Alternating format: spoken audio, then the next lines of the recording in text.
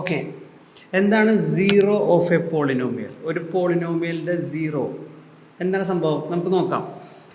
അതിനായിട്ട് ഒരു simple example ഞാൻ എടുക്കുകയാണ് ഫസ്റ്റ്.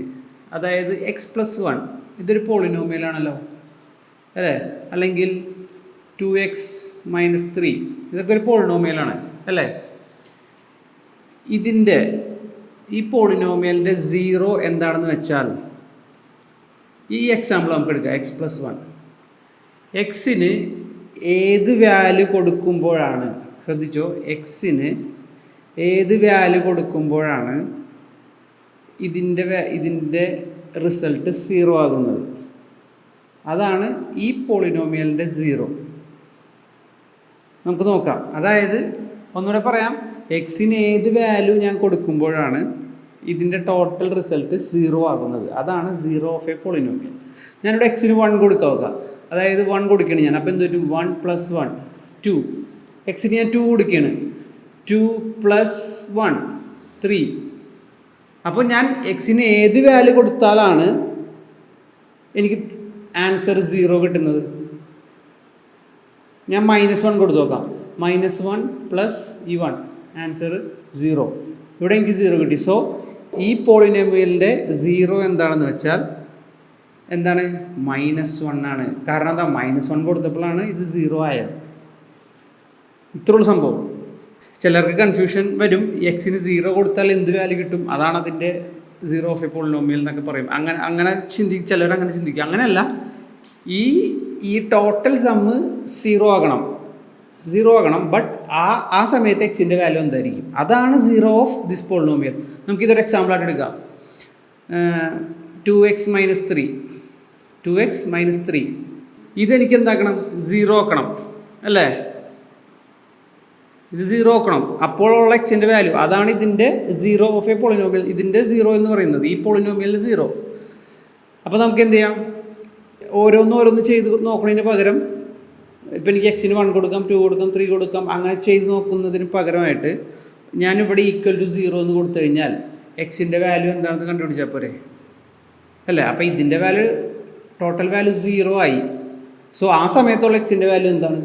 അതാണ് നമുക്ക് കണ്ടുപിടിക്കേണ്ടത്. സോ എക്സിൻ്റെ വാല്യൂ ഫൈൻഡ് ഔട്ട് ചെയ്യാം. എന്താ വരിക? 3ന് അപ്പുറത്തേക്കുണ്ടോ? അതായത് 2x = 3, x = 3, ഈ 2 ഇങ്ങോട്ടേക്ക് പോകും, 3/2.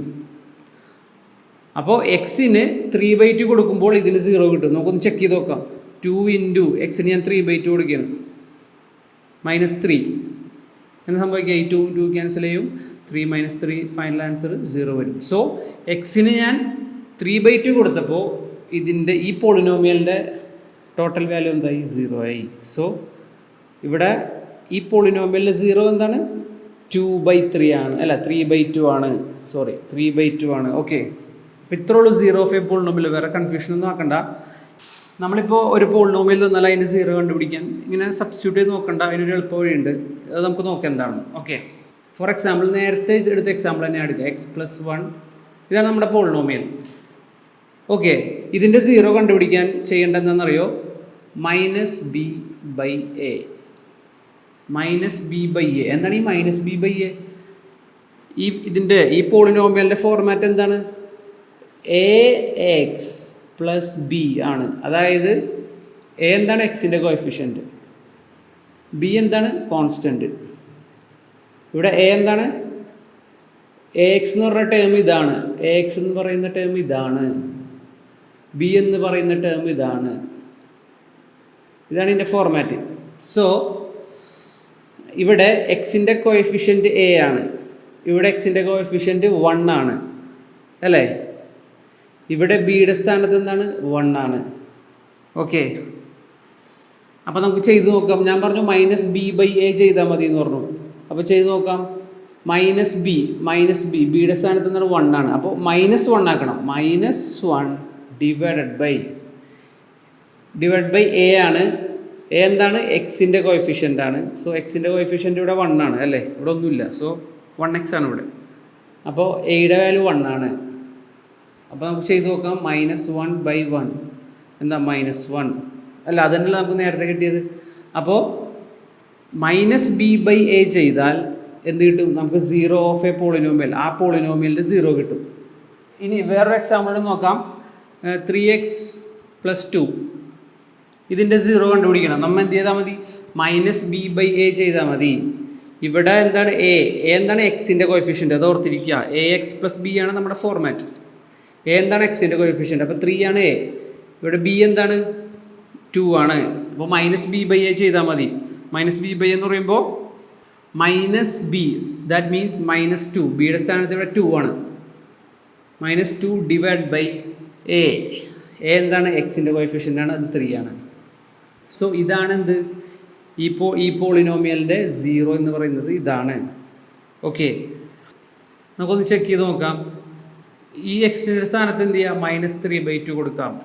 ഞാൻ പറഞ്ഞു എക്സിന് എന്ത് വാല്യൂ കൊടുത്താലാണ് 0 കിട്ടുന്നത്, അതാണ് ആ പോളിനോമിയലിൻ്റെ 0. സോ എക്സിൻ്റെ സ്ഥാനത്ത് നമുക്ക് -2/3 കൊടുക്കാം.